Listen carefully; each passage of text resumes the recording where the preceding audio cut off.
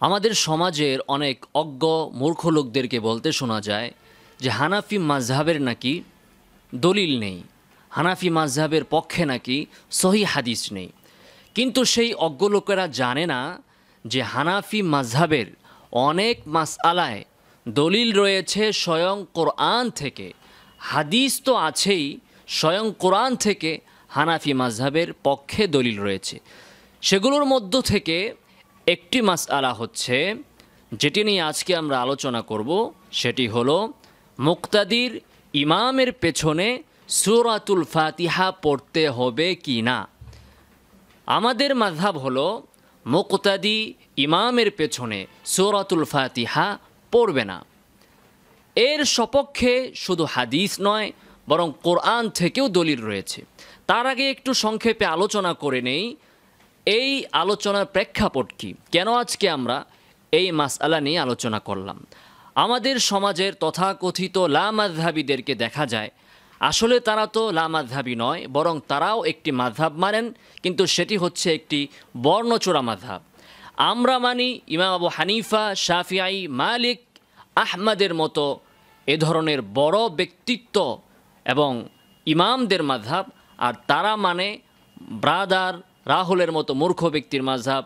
আব্দুর রাজ্জাক বিন ইউসুফ, আবদুল্লাহ বিন আব্দুর রাজ্জাক, মতিউর রহমান মাদানী, এই ধরনের ব্যক্তিদের মাযহাব বা মতকে তারা প্রাধান্য দিয়ে থাকে আবু হানিফা, শাফিঈ, মালিক তাদের তুলনায়। কাজেই তারা যে কতটা অজ্ঞ, নির্বোধ এবং বোকা সেটা বলাই বাহুল্য। তো আমাদের সমাজে এই ধরনের তথাকথিত লামাযহাবীদেরকে দেখা যায় যে তারা বিভিন্ন মসজিদে যে হানাফি মাযহাবের লোকদেরকে বলেন যে আপনাদের তো নামাজই হয় না। কেন নামাজ হয় না? যেহেতু আপনারা সূরাতুল ফাতিহা পড়েন না ইমামের পেছনে, এজন্য আপনাদের নামাজ হয় না। এই কথা বলে তারা মানুষের মধ্যে ফিতনা সৃষ্টি করে, মানুষের মধ্যে ঝগড়া বিবাদ সৃষ্টি করে, গণ্ডগোল পাকায়, হাঙ্গামা সৃষ্টি করে এবং মসজিদে বিভক্তি সৃষ্টি করে। তো এই ধরনের এক ব্যক্তি আমাকে বলল যে আপনাদের হানাফিদের কারোই নামাজ হয় না। তো আমি তাকে জিজ্ঞাসা করলাম, কেন রে ভাই, কেন আমাদের নামাজ হয় না? তখন তিনি বললেন যে হাদিসে এসেছে লা সলাতা ইল্লা বিফাতিহাতিল কিতাব, সূরাতুল ফাতিহা ছাড়া কোনো নামাজ নাই। তো আপনারা তো মুক্তাদি ইমামের পেছনে সূরাতুল ফাতিহা পড়েন না। তো তাকে আমি যে জবাবটি দিলাম, তার আগে আমি আমার শ্রোতাদেরকে বলবো যে যখনই আপনাদেরকে লামাযহাবীরা কোনো দলিল দিবে, তখন আপনি তার দলিল এবং দাবি দুইটাকে মিলিয়ে দেখবেন। তো আপনি ভালো করে খেয়াল করলেই বুঝতে পারবেন তাদের এই শুভঙ্করের ফাঁকিটা। সেটা হচ্ছে যে তাদের দলিল ঠিক আছে, কিন্তু দলিলের সাথে তাদের দাবির কিন্তু মিল নেই। তো এই ব্যক্তি আমাকে বলল যে আপনাদের কারোই নামাজ হয় না। কেন নামাজ হয় না? কারণ হাদিসে এসেছে লা সলাতা ইল্লা বিফাতিহাতিল কিতাব, সূরাতুল ফাতিহা ছাড়া কোনো নামাজ নাই। তো এই হাদিসের মধ্যে কি মুক্তাদির সূরাতুল ফাতিহা পড়তে হবে এই ধরনের কোনো বিষয় আছে? এই হাদিসটা কি মুক্তাদির সম্পর্কে না ইমামের সম্পর্কে, এই বিষয়ে কোনো কিছু বক্তব্য স্পষ্ট আছে হাদিসে? নেই। তো এই ব্যক্তি আমাকে যখন বললেন যে আপনাদের হানাফিদের কারোই নামাজ হয় না, কারণ হাদিসে এসেছে লা সলাতা ইল্লা বিফাতিহাতিল কিতাব, সূরাতুল ফাতিহা ছাড়া কোনো নামাজ নাই, আমি তাকে বললাম যে কথা তো ঠিকই, পৃথিবীতে সূরাতুল ফাতিহা ছাড়া কোনো নামাজ কখনোই হয় না। আমরা 5 ওয়াক্ত নামাজ পড়ছি, আমাদের 5 ওয়াক্ত নামাজে অবশ্যই সূরাতুল ফাতিহা আছে, হাদিসের কথা ঠিকই আছে, সূরাতুল ফাতিহা ছাড়া কোনো নামাজ নাই, কোনো নামাজ পৃথিবীতে হয় না সূরাতুল ফাতিহা ছাড়া। তখন তিনি আমাকে বললেন যে কিভাবে আপনি যে আজকে ফজর থেকে নিয়ে এশা পর্যন্ত 5 ওয়াক্ত নামাজ পড়লেন ইমামের পেছনে, আপনি কি সূরাতুল ফাতিহা পড়েছেন? আমি তাকে বললাম যে দেখুন, আমি বা আমরা মুক্তাদিরা সূরাতুল ফাতিহা না পড়লেও আমাদের নামাজে ফজর থেকে নিয়ে এশা পর্যন্ত প্রত্যেকটা নামাজেই সূরাতুল ফাতিহা ছিল। কারণ ইমাম যখন সূরাতুল ফাতিহা পড়েছেন, তখন আপনি কিভাবে বললেন যে আমাদের নামাজে সূরাতুল ফাতিহা নাই? অবশ্যই ইমামের সূরাতুল ফাতিহা পড়ার দ্বারা আমাদের নামাজে সূরাতুল ফাতিহা অবশ্যই আছে। সূরাতুল ফাতিহা সহই নামাজ হয়েছে, সূরাতুল ফাতিহা ছাড়া কোনো নামাজ হয় নাই। অতএব হাদিসে যে এসেছে যে সূরাতুল ফাতিহা ছাড়া কোনো নামাজ নাই, কথা তো ঠিকই আছে, আমাদের নামাজে তো সূরাতুল ফাতিহা অবশ্যই আছে। এখন সে বলল যে সূরাতুল ফাতিহা ইমাম পড়েছে কিন্তু মুক্তাদিরা তো পড়ে নাই। আমি বললাম যে এই কথা তো হাদিসের মধ্যে বলা নাই যে মুক্তাদিরও সূরাতুল ফাতিহা পড়তে হবে। লা সলাতা ইল্লা বিফাতিহাতিল কিতাব, এখানে তো শুধু বলা আছে যে প্রত্যেকটা নামাজে সূরাতুল ফাতিহা লাগবে। তো আমরা যখন জামাতে ফজর, জোহর, আসর, মাগরিব, এশা পড়লাম, আমাদের প্রতিটি নামাজে সূরাতুল ফাতিহা ছিল এবং সেটা ইমাম পড়েছে। এখন আপনি দাবি করতেছেন যে মুক্তাদিরও পড়তে হবে, আপনার এই দাবি তো এই হাদিসের ভিতরে নাই। তখন সে আমাকে আরেকটি হাদিসের কথা বলল যে লা সলাতা লিমান লাম ইয়াকরা বিফাতিহাতিল কিতাব, যে ব্যক্তি সূরাতুল ফাতিহা পড়ে না তার নামাজ নাই। অতএব হানাফি মাযহাবের মুক্তাদিরা যেহেতু সূরাতুল ফাতিহা পড়ে না, অতএব তাদের নামাজ নেই। আমি তাকে বললাম যে আপনাকে কে বলেছে যে হানাফি মাযহাবের মুক্তাদিরা সূরাতুল ফাতিহা পড়ে না? কারণ আল্লাহ রাসূল সাল্লাল্লাহু আলাইহি ওয়াসাল্লাম যেখানে বলেছেন মান কানা লাহু ইমামুন ফাকিরাআতুল ইমামি লাহু কিরাআতুন, যে ব্যক্তি কোনো ইমামের পেছনে ইক্তেদা করলো তার ইমামের কেরাতই তার কেরাত। অতএব মুক্তাদি যখন ইমামের পেছনে ইক্তেদা করেন তখন তিনি সূরাতুল ফাতিহা না পড়লেও ইমামের পড়াটাই তার পড়া হিসাবে বিবেচিত হবে। ইমাম যা যা পড়বে মুক্তাদি তা তা পড়েছেন বলে বিবেচিত হবে। এটা তো হাদিসে স্পষ্ট বক্তব্য, মান কানা লাহু ইমামুন ফাকিরাতুল ইমামি লাহু কিরাআতুন, যে ব্যক্তি নাকি ইমাম আছে ইমামের কেরাতই তার কেরাত। অতএব আমি হানাফি মুক্তাদি, যদিও নাকি আমি ইমামের পেছনে কেরাত পড়ি নাই, সূরাতুল ফাতিহা পড়ি নাই, কিন্তু ইমামের পড়াটাই আল্লাহ রাসূল বলতেছেন আমার পড়া হয়ে গিয়েছে, অতএব আমি সূরাতুল ফাতিহা পড়ি নাই। এই কথা কে বলল? আমারও পড়া হয়ে গিয়েছে যদিও আমি পড়ি নাই, কারণ ইমামের পড়াটাই আমার পড়া। আর আপনি একটু খেয়াল করে দেখুন যে একজন ইমাম ফজরের নামাজে, এশার নামাজে, মাগরিবের নামাজে জোরে লাউড স্পিকার লাগিয়ে কেরাত পড়তেছেন, আর তার পেছনে 100 জন মুক্তাদি 100 জনই কেরাত পড়তেছে। তাহলে ইমামের এই যে জোরে জোরে কেরাত পড়া, এর ফায়দা কি হলো? ইমাম যে এই জোরে কেরাত পড়তেছেন, উচ্চ আওয়াজে কেরাত পড়তেছেন, আপনিও যদি পড়েন তার কেরাত যদি আপনি না শুনেন, তাহলে ইমামের এই কেরাত পড়ে কী লাভ? এটা তো সাধারণ বিবেকেই বলে। ওরা কিয়াস করতে চায় না, যুক্তি খাটাতে চায় না। তাহলে যুক্তি আল্লাহ কী জন্য দিয়েছেন মানুষকে? সঠিক বুঝ, এটা আল্লাহ তাআলার পক্ষ থেকে একটি বড় নিয়ামত। তো আসুন, যে বিষয়টি নিয়ে আজকে আমরা এখানে আলোচনার জন্য বসেছি সেটি হচ্ছে যে ইমামের পেছনে মুক্তাদির কেরাত পড়তে হবে না, এই বিষয়ে সরাসরি কোরআন থেকে দলিল। আমাকে হাদিসে যেতে হবে না, কোরআনের দলিল দেখুন। কোরআনের একটি আয়াত আল্লাহ রাব্বুল আলামিন বলেন ওয়াইদা কুরিআল কুরআন ফাসতামিউ লাহু ওয়া আনসিতু লাআল্লাকুম তুরহামুন, যখন নাকি কোরআন পড়া হয় অর্থাৎ নামাজে, এই কথাটা আমি কেন বাড়ালাম সেটা আমি সামনে বলবো। যখন নাকি নামাজে কোরআন তিলাওয়াত করা হবে ফাসতামিউ লাহু, তখন তোমরা মনোযোগ দিয়ে সেই কেরাত শুনো, কোরআন শুনো, ওয়া আনসিতু, এবং চুপচাপ থাকো, লাআল্লাকুম তুরহামুন, তাহলে তোমরা রহমপ্রাপ্ত হবে, দয়াপ্রাপ্ত হবে। এই আয়াতের মধ্যে আল্লাহ রাব্বুল আলামিন নির্দেশ দিলেন নামাজে যখন ইমাম কেরাত পড়বে তখন সেই কেরাত চুপচাপ শুনতে হবে এবং চুপ থাকতে হবে, কেরাত পড়া যাবে না। আপনি যদি পড়েন তাহলে শুনবেন কিভাবে? এবং আপনি যদি পড়েন তাহলে চুপ থাকার আদেশ আপনি কিভাবে পালন করবেন? তো দেখুন, এই আয়াত যে নামাজের ক্ষেত্রে অবতীর্ণ হয়েছে, নামাজের ক্ষেত্রে মুসল্লিরা চুপ থাকবে, মুক্তাদিরা চুপ থাকবে, শুধু ইমাম কেরাত পড়বে, এই প্রসঙ্গে যে এই আয়াতটি এসেছে সেটার জন্য আমি কয়েকটি দলিল দিব।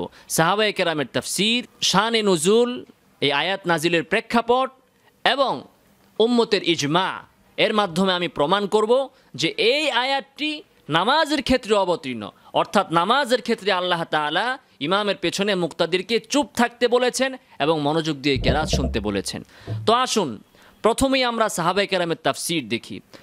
প্রখ্যাত সাহাবী আব্দুল্লাহ ইবনে আব্বাস তিনি এই আয়াতের তাফসীরে বলেন ওয়াইদা কুরিআল কুরআনু ফাসতামিউ লাহু ওয়া আনসিতু লাআল্লাকুম তুরহামুন ইয়ানি ফিস সালাতিল মাফরুদা।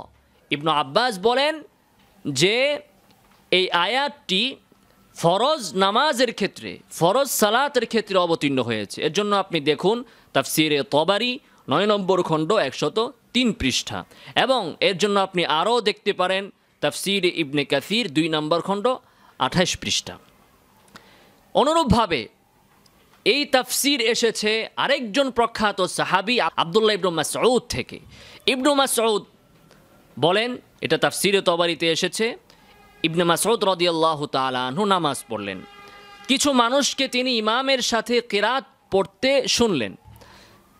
যখন তিনি নামাজ শেষ করলেন তখন বললেন, আমা আনা লাকুম আন তাফহামু আমা আনা লাকুম আন তাকিলু।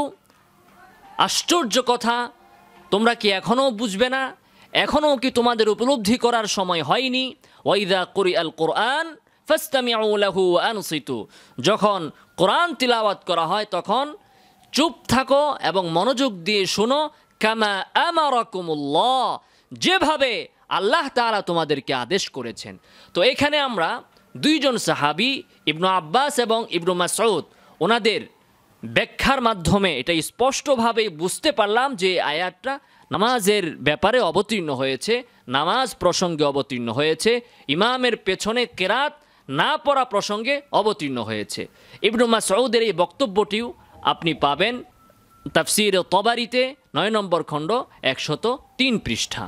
এবার আসুন আমরা এই আয়াতের শানে নুজুল দেখি। এই আয়াতটি কোন প্রেক্ষাপটে অবতীর্ণ হয়েছে?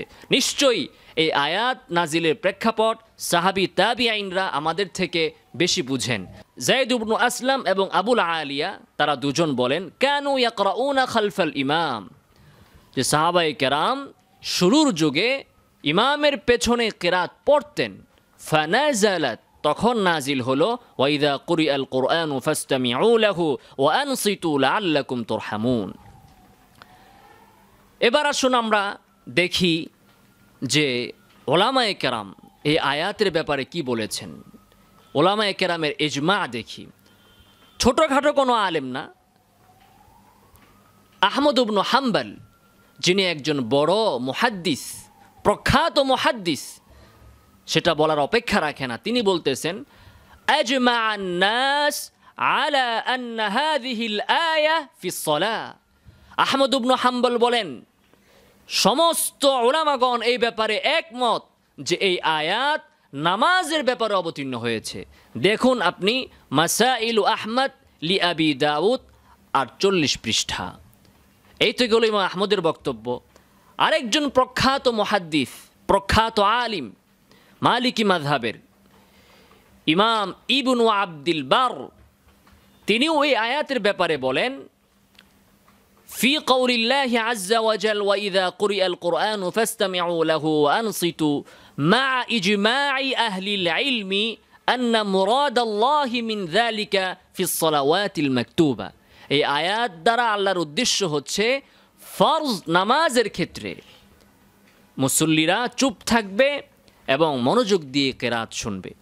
এই দুইজন প্রখ্যাত ইমামের বক্তব্য দ্বারা এটা স্পষ্ট হলো যে ওনারা ইজমা নকল করেছেন যে এই আয়াতটি, অর্থাৎ সমস্ত ওলামায়ে কেরাম এই বিষয়ে একমত, কারো দ্বিমত নেই যে এই আয়াতটি নামাজের ব্যাপারে, সালাতের ব্যাপারে অবতীর্ণ হয়েছে।